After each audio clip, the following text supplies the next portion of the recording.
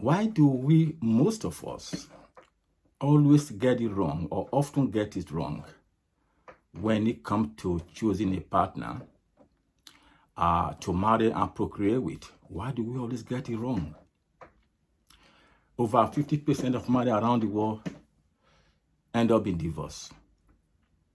And on top of that, around 20% to 25% just cohabitate for the sake of kids, or they were unable to live on their own, maybe because of mortgage payment. So what that means is that 75% of married couple marry the wrong person. And we know what happened when divorce happened. You know, grudge, hatred, family separation, kids are caught in between, alimony payment, drag, child support. It just keep going on. Look, divorce don't actually favor any of the party. Nobody benefit from divorce.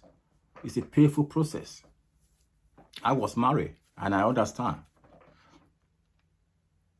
And what I want to do today is to share my own opinion on what we need to do just to at least avoid this thing happening. At least reduce that 50% to at least 45% if it's possible. So I came up today with the topic, pre-marriage tips. All you need to know before tying that knot. If you are that group of people around now that are about to tie the knot, that is engaged or dating, looking forward to get married one day, this video is for you. Just hang in there till the end. I'm sure you will benefit something from it. So I came up today with 5 points that I will be discussing that I did not know during my time. I was married for over a decade and I understand this thing, how it can be useful while preparing to go into this lifetime institution of marriage. One, I came up with communication. What I mean by communication is that it's not only about, yeah, it's good to communicate. Usual thing, you know, hey, darling, how was your day and where did you go today? And how was work? I hope it wasn't too stressful. I'm talking about how our future will be and talk about parent, brother, sister, mother. How about those conversations about us? Where are we going next week? Are we going to the usual restaurants or are we going to friend party? All these are normal conversations we need to be had. This building momentum toward getting married. This is normal. Now kind of conversation when you are preparing to get married. But one thing I want to say today is this. That conversation shouldn't be one-sided. It should be two-way traffic. It shouldn't be based on just one person, about one person in the. If it's all about me kind of conversation, that is a sign. That is a red flag. That means there's something not right there. It's all about we, not all about I, all the time. You are not a team. Let's talk about us, not all about me. So let's have that open conversation. It's very important because through conversation, you will understand who you are getting married to. What is our expectation? Discuss about what is your expectation about in this marriage. We're going to marry together. So what is your expectation? Ask her. Let me just talk from my perspective right now. Ask her what is your expectation? What is your dream? Where do we see ourselves in 10 years, 20 years time? What do you want to achieve from this marriage? From there, that might give you some idea of what her intentions are. Then you can make a decision based on that. So always ask the tough question. Don't just say about the good thing, the fun part of it. No. Try to understand someone you are getting married to, what she have in mind, what her intentions are, what she expect to benefit from this marriage. It's very, very important. And I think that's something that we need to have to talk about. Financial planning. Financial planning is very, very important. You need to know where you are in terms of finance. Money can cause a lot of stress in a relationship, in marriage. Money is very, very important. So we need to talk about it right from the beginning, even before you move that step ahead to tidy it up. Talk about the money right now. And when we talk about financial planning, we talk about the future. How are we going to plan for future? How are we going to invest? What kind of area we want to live? How are we going to save? How are we going to open the children's account? How much are we going to pay into the kids' account when we do have one? It's all about future planning. That's good. That's how it's supposed to be. But as far as I'm concerned, we need to know what is happening today. Someone you are getting married to, try to find out at this point in time, what is her attitude toward money management? Is she extravagant? Is she just, let's spend it, then let's just hope tomorrow something will happen? Is she a believer of saving? Has she been investing at all? Does she have any idea why investment is very important in future? Just find out. If she have a lot of debt, maybe, loans, credit card, overdraft, let's clear all of that to make sure we are on the same page. It's true that you will know. It's easy to say, I'm going to do X, Y, Z in the future.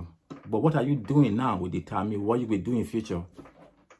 So while these are clear, that everyone is on the same page, then you can talk about creating a budget in future. How are we going to spend the money? We are going to allocate our resources. Then we can talk about the future. But let's be sure how we live right now. It helps. Before you tie that knot, ask that question. Make sure everyone is in a good position in finance. Then you can come together as a team and plan better in the future. Understanding family. The family you are married for, understand them, understand how they live. Whether it's their religious people or their family background, how they live their life, their way of life. Was she born in an organized home or disorganized home? How is her family? Try to look.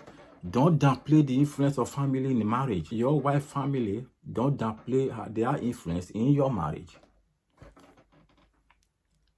Don't say, oh yeah, this just me and her, we're going to get married, we're going to have a good time.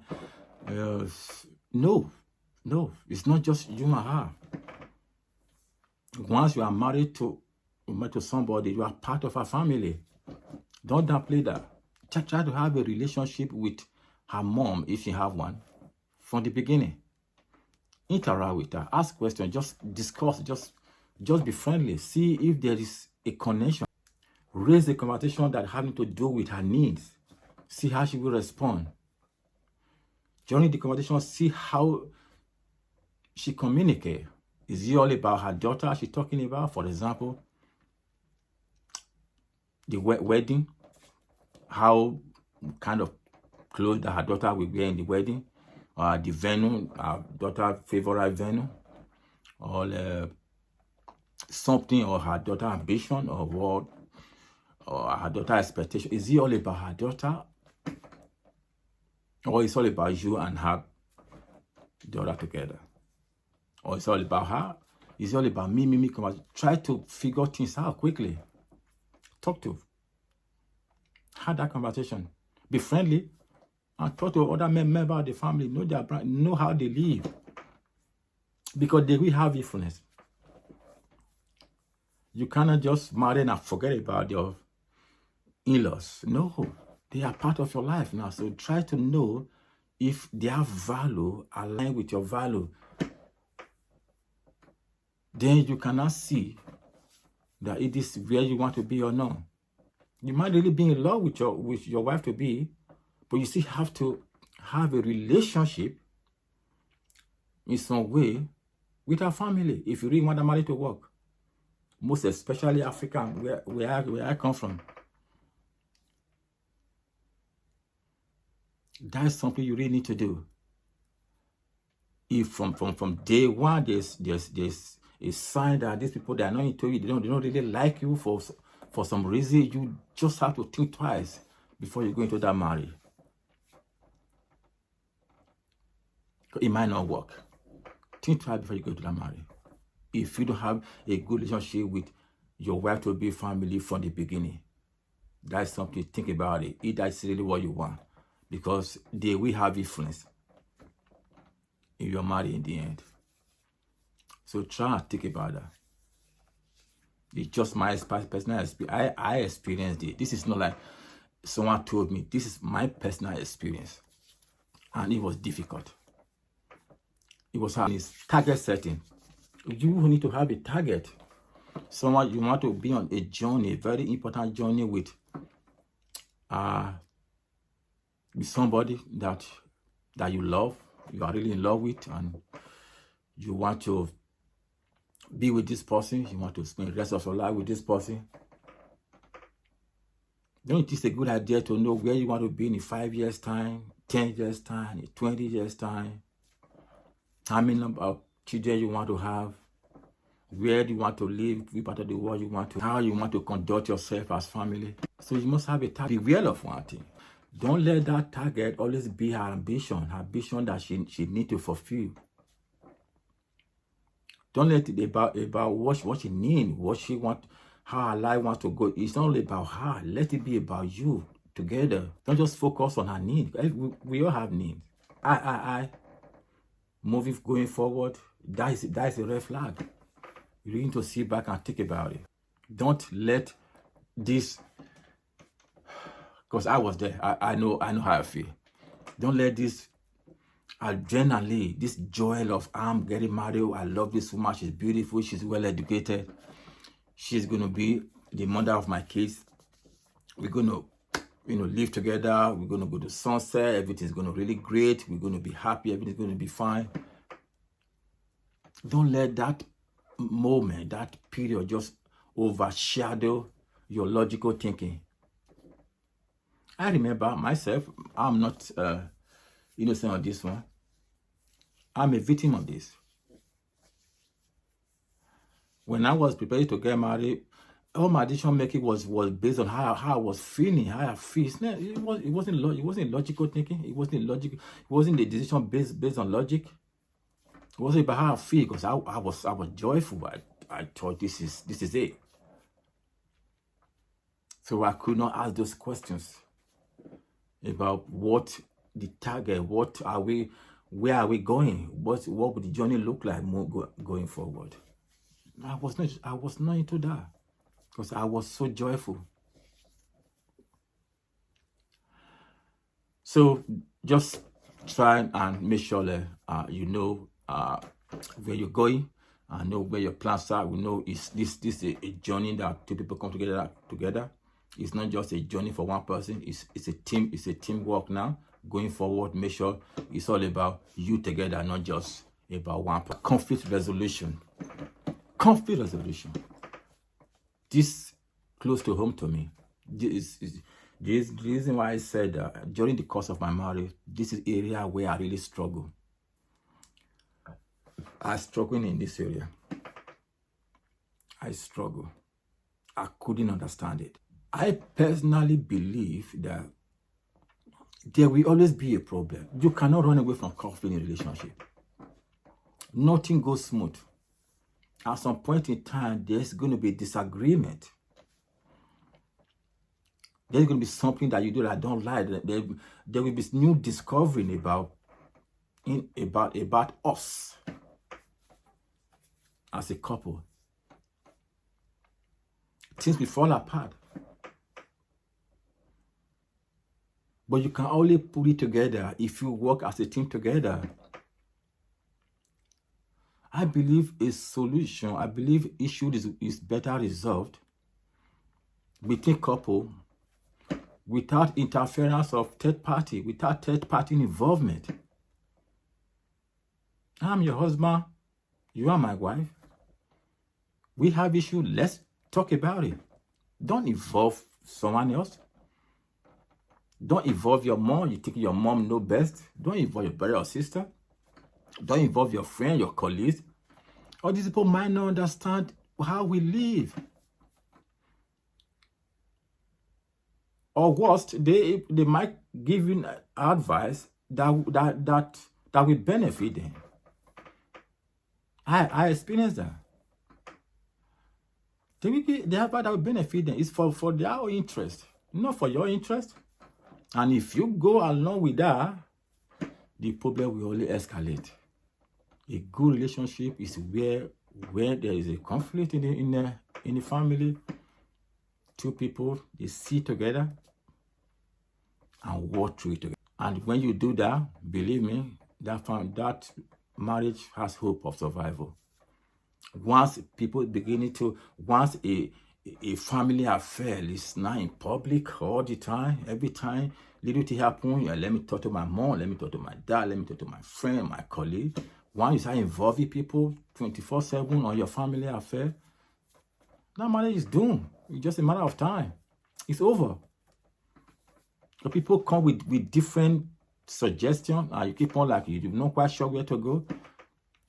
You have this man as a husband or as a wife because of reason. The reason is that you want this person in your life. So talk to the person.